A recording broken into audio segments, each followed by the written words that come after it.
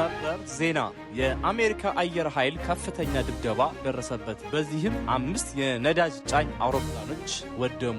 ምዕራባውያን አሜሪካ በሩሲያ ነዳጅ ላይ የጣለችውን ማዕቀብ ማንሳቷን ተቹ። ከአሜሪካ ጋር የሚሰሩ የነዳጅ ተቋማትን የአመድ ክምር እንደምታደርግ ኢራን ዛተች። ትራምፕ በኢራኗ ወሳኝ ደሴት ላይ የሚገኝ እያንዳንዱ ወታደራዊ ኢላማ መውደሙን ተናገሩ። በባግዳድ የሚገኘው የአሜሪካ ኤምባሲ በሚሳኤል መመታቱ ተዘገበ። የሆርሙዝ ወሽመጥን በየብስ ለማለፍ የቀረበው አነጋጋሪ እቅድና ከባድ ውሳኔዎች። በሳውዲ አረቢያ እና በቀጠናው ሀገራት የድሮን እና የሚሳኤል ጥቃቶች ተጠናክረው ቀጥለዋል።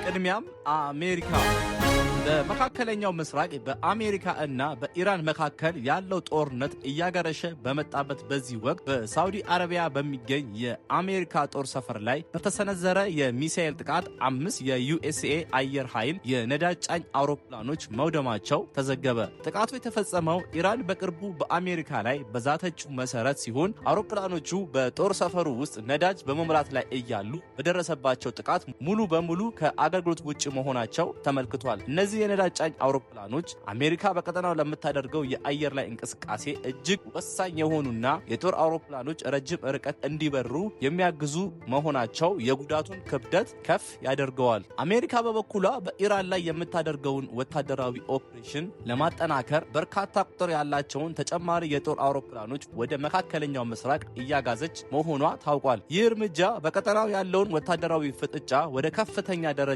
ያሸጋገረው ሲሆን የአሜሪካ ጦር በኢራን ወታደራዊ ኢላማዎች ላይ ጠንካራ የአየር ድብደባ ለመፈጸም እየተዘጋጀ መሆኑን ዲፕሎማሲያዊ ምንጮች እየገለጹ ይገኛሉ። ከዚሁ ጋር በተያያዘ በባግዳድ የሚገኘው የአሜሪካ ኤምባሲ በሚሳኤል መመታቱ ተዘግቧል። በኢራቅ ዋና ከተማ በባግዳድ የሚገኘው የአሜሪካ ኤምባሲ የሚሳኤል ጥቃት እንደተፈጸመበት ተሰምቷል። በባግዳድ የሚገኘው የአሜሪካ ኤምባሲ በሚሳኤል ከተመታ በኋላ ጭስ መታየቱን ሮይተርስ ምንጮችን ጠቅሶ ዘግቧል። አሶሺየትድ ፕሬስ በበኩሉ በአሜሪካ ኤምባሲ ቅጥር ግቢ ውስጥ የሚገኝ መጫወቻ ሜዳ በሚሳኤል ተመቷል ሲል ዘግቧል። ይህ በእንዲህ እንዳለ ኤኤፍፒ ምንጮችን ጠቅሶ እንደዘገበው በኤምባሲው ላይ የተፈጸመው የድሮን ጥቃት መሆኑን አመላክቷል። ጥቃቱ የተፈጸመው 2 በኢራን የሚደገፉ ተዋጊዎች ከተገደሉ በኋላ መሆኑን ኤኤፍፒ በርካታ ምንጮችን ጠቅሶ ዘግቧል።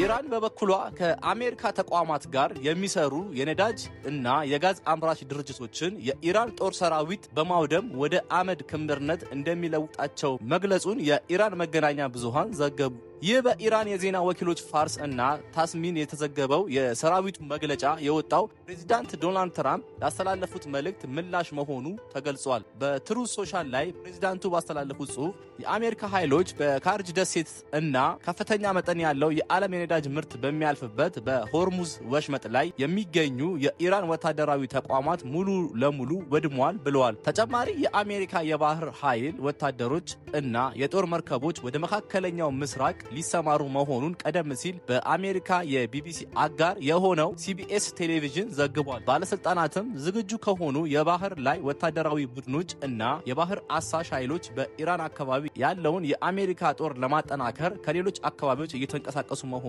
ተናግረዋል።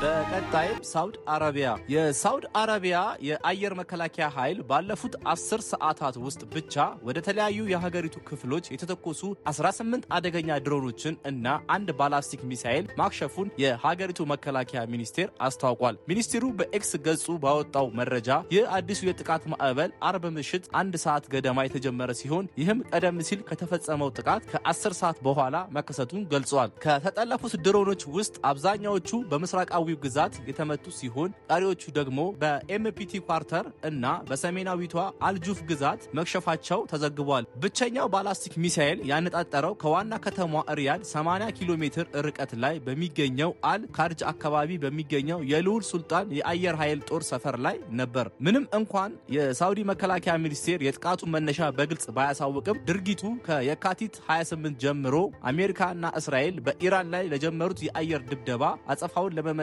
በኢራን በኢራን በኩል የተፈጸመ እንደሆነ በስፋት ይገመታል። የሳውዲ ዜና ወኪል እና ሚኒስቴሩን መረጃዎች ዋቢ በማድረግ እንደተዘገበው ይህ የቅርብ ጊዜ ጥቃት ሀገሪቱ ከየካቲት ወር መጨረሻ አንስቶ ያከሸፈቻቸውን አጠቃላይ የድሮኖች ቁጥር ወደ 150 ከፍ አድርጎታል። በተጨማሪም የአየር መከላከያ ኃይሉ ወደ 25 የሚጠጉ ባላስቲክ እና ክሩዝ ሚሳይሎችን መጥቶ ጥሏል። በእነዚህም ተከታታይ ጥቃቶች ውስጥ መጋቢት 12 ቀን ብቻ 31 ድሮኖችን የተመጡበትና እጅግ ከባዱ የጥቃት ቀን ሆኖ ተመዝግቧል። ውጥረቱ በሳውዲ አረቢያ ብቻ የተገደበ አይደለም። በሌሎች የቀጠናው ሀገራትም ተመሳሳይ ጥቃቶች እና የመከላከያ እርምጃዎች እየተስተዋሉ ይገኛሉ። የኳታር መከላከያ ሚኒስቴር ሀገሪቱን ኢላማ አድርጎ የተተኮሰ ሚሳኤልን በተሳካ ሁኔታ ማክሸፉ ሲያስታውቅ፣ በኩዌትም እንዲሁ የሀገሪቱን የአየር ክልል ጥሶ የገባ አንድ አደገኛ ድሮን በታጣቂ ኃይሎቿ ተመቶ ወድቋል። በሌላ በኩል ባህሬን ግጭቱ ከተጀመረ ጊዜ አንስቶ ሀገሪቱን ኢላማ ያደረጉ 121 ባላስቲክ ሚሳኤሎችን እና 193 ድሮኖችን አክሸፋ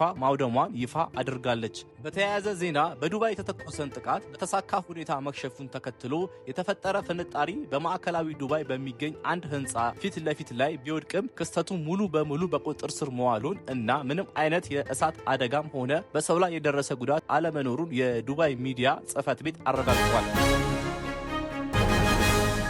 በቅርቡ በማህበራዊ ትስስር ገጾች ላይ የሆርሙዝ ወሽመጥ ቢዘጋ ዘይትን በጭነት መኪናዎች በኦማን በረሃ አቋርጦ ማጓጓዝ እንደ መፍትሄ ቀርበዋል። ይሁን እንጂ ይህ ሀሳብ በወረቀት ላይ ቀላል ቢመስልም በተግባር ግን እጅግ አስቸጋሪና ከሞላ ጎደል የማይቻል መሆኑን የዘርፉ ባለሙያዎች ይገልጻሉ። ዋናው ፈተና የሚጀምረው ከጭነቱ መጠን ነው። አንድ ግዙፍ የነዳጅ ጫኝ መርከብ በአማካይ 2 ሚሊዮን በርሜል ድፍድፍ ዘይት የመጫን አቅም አለው። በአንጻሩ አንድ መደበኛ የነዳጅ ቦቴ መኪና የሚጭነው ከ200 እስከ 250 ሺህ በርሜል ብቻ ነው። ይህ ማለት የአንድን መርከብ ጭነት ብቻ በየብስ ለማጓጓዝ ከ8,000 እስከ 10,000 የሚደርሱ የጭነት መኪኖች ጉዞ ያስፈልጋል ማለት ነው።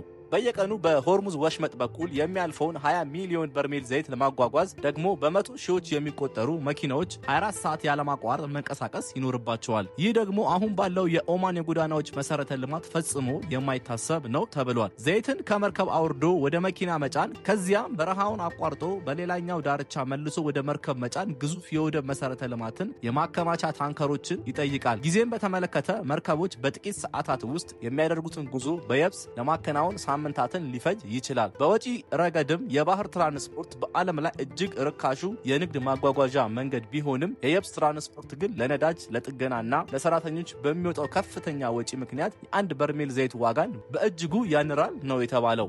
የቀጠናው አገራት የሆርሙዝ ወሽመጥ ቢዘጋ ለሚፈጠረው ስጋት አስቀድሞ መፍትሄዎችን ዘርግተዋል። ይሁን እንጂ እነዚህ መፍትሄዎች ከመኪና ይልቅ በቧንቧ መስመሮች ላይ የተመሰረቱ ናቸው። ለአብነትም የተባበሩት አረብ ኤሚሬትስ የሀበሻን ፋጃይራ የነዳጅ ቧንቧ መስመርን በመጠቀም ዘይቷን በቀጥታ ወደ ፉጃይራ ወደብ በማድረስ ወሽመጡን በከፊል መዝለል ትችላለች። ሳውዲ አረቢያም በተመሳሳይ የምስራቅ ምዕራብ የቧንቧ መስመርን በመጠቀም ነዳጇን ወደ ቀይ ባህር ማድረስ የምትችልባቸው አማራጮች አሏት። በአጠቃላይ የየብስ የጭነት መኪናዎች ጉዞ ለአነስተኛ ፍጆታ እንጂ እንደ ሆርሙዝ ወሽመጥ ላለ ግዙፍ የዓለም ኃይል መስመር ዘላቂ መፍትሄ ሊሆን እንደማይችል ይገመታል። የአውሮፓ መሪዎች አሜሪካ ሩሲያ ወደ ውጭ በምትልከው ነዳጅ ላይ የጣለችውን ማዕቀብ ለጊዜው ለማላላት መወሰኗን ተቹ። ይህ የአሜሪካ ውሳኔ አገራት በመርከቦች ላይ ተጭኖ ያለ ነገር ግን በማዕቀብ ምክንያት ያልተሸጠ የሩሲያ ነዳጅን እንዲገዙ ያስችላቸዋል። የአውሮፓ ምክር ቤት ፕሬዝዳንት አንቶኒዮ ኮስታ አርብ ዕለት የአውሮፓን ደህንነት ስለሚጎዳ የአሜሪካ ውሳኔ በጣም አሳሳቢ ነው ሲሉ ተናግረዋል። የማዕቀቦቹ መላላት ሩሲያ ሀብቶቿን በዩክሬን ላይ ጦርነት ለማካሄድ ዳግም ታውለዋለች ሲሉ በኤክስ ገጻቸው ላይ ጽፈዋል። የዩክሬን ፕሬዝዳንት ቮሎዲሚር ዜሌንስኪ በጋዜጣዊ መግለጫ ወቅት እንደተናገሩት በዚህ እርምጃ ሩሲያ $10 ቢሊዮን ታገኛለች ማለት ሊሆን ይችላል ሲሉ ለሰላም አይረዳም ብለዋል። የፈረንሳዩ ፕሬዝዳንት ኢማኑኤል ማክሮን ከዜሌንስኪ ጋር በመሆን የሆርሙዝ ወሽመጥ መዘጋቱ በምንም መልኩ ማዕቀቡን ለማንሳት ምክንያት እንደማይሆን ተናግረዋል። የካናዳ ጠቅላይ ሚኒስትር ማርክ ካርኒ ቀደም ሲል በጋዜጣዊ መግለጫ ላይ ሲናገሩ የካናዳ አቋም በሩሲያ ላይ የተጣሉትን ማዕቀቦች ማስቀጠል እንደሆነ ተናግረዋል። የጀርመን ቻንስለር ፍሬድሪሽ ሜርዝ ቀደም ሲል በሰጡት መግለጫ ላይ ውሳኔውን ስህተት ብለዋል። አሜሪካና እስራኤል በኢራን ላይ የከፈቱት ጥቃት ሶስተኛ ሳምንቱን በጀመረበት በአሁኑ ወቅት ጦርነቱ የሚያበቃበትን የጊዜ ገደብ ማስቀመጥ እንደማይችሉ ፕሬዝዳንት ትራምፕ ተናገሩ። በወሳኟ የኢራን ደሴት ላይ የተፈጸመውን ከባድ ጥቃት ተከትሎ ፕሬዝዳንቱ ከጋዜጠኞች ለቀረበላቸው ጥያቄ በሰጡት መልስ ጦርነቱ የሚያበቃበት ጊዜ እርግጠኛ ሆነው መናገር እንደማይችሉ ገልጸዋል። ጨምረውም በእርግጥ መቼ እንደሚሆን ሐሳቡ አለኝ፣ ነገር ግን እሱን መናገሩ ምን ጥቅም አለው ብለዋል። ይህ ጦርነት አስፈላጊ እስከሆነበት ጊዜ ድረስ ይቀጥላል። ኢራኖች ከባድ ውድመት ነው የደረሰባቸው። ምን ማለታቸው እንደሆነ እንዲያብራሩ ሲጠየቁም የኢራን ባህር ኃይል፣ አየር ኃይል እና ከፍተኛው የሀገሪቱ ወታደራዊ ኃይል ወድሟል በማለት በቀላሉ ለማስቀመጥ ከዚህ ቀደም ማንም አይቶት በማያውቅ ሁኔታ በአሁኑ ወቅት የበላይነቱን ይዘናል ብለዋል። ከ2 ሳምንታት በፊት ጥቃቱ በጀመረበት ጊዜ ፕሬዝዳንት ትራምፕ እና ሌሎች ባለስልጣኖቻቸው ጦርነቱ በሳምንታት ውስጥ እንደሚቋጭ በእርግጠኝነት ሲናገሩ የነበረ ቢሆንም አሁን ሁለተኛው ሳምንት ተጠናቆ ሶስተኛው ጀምሯል። የጦርነቱን ግብ በተመለከተ በእርሳቸው እና በእስራኤሉ ጠቅላይ ሚኒስትር መካከል ተመሳሳይ ዓላማ እንዳለ በአንድ ጋዜጠኛ ለቀረበላቸው ጥያቄ ተጨማሪ ማብራሪያ ሳይሰጡ የእነሱ በትንሹ ለየት ያለ ይመስለኛል ሲሉ መልሰዋል። ነገር ግን የእስራኤሉ ጠቅላይ ሚኒስትር የዩናይትድ ስቴትስ ያላትን ኃይል የሚያክል ፈጽሞ እንደሌለ ሊነግራችሁ ይችላል ሲሉ ተናግረዋል።